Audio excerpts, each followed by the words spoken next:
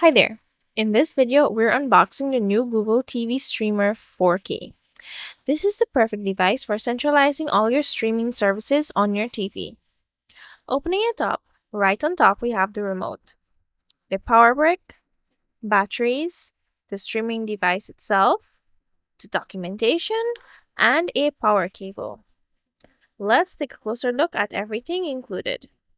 Starting with the documentation, we have a safety information booklet, which I'm definitely not going to read, and a quick start guide. The included power cable is a USB Type-C cable, and it's impressively long, which is great for flexible setups. Here is the power brick. It's highly recommended that you utilize this specific brick to power the device for optimal performance. Now here is the remote. It feels great in the hand and the buttons are very clicky. Let's install the batteries. These are easily the most generic, non-branded batteries I've ever seen.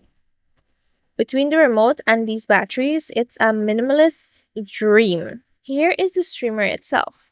On the back, you'll find the reset button, an internet port, and the HDMI out. Anyway, that's it for this unboxing. I'm very impressed with the hardware so far.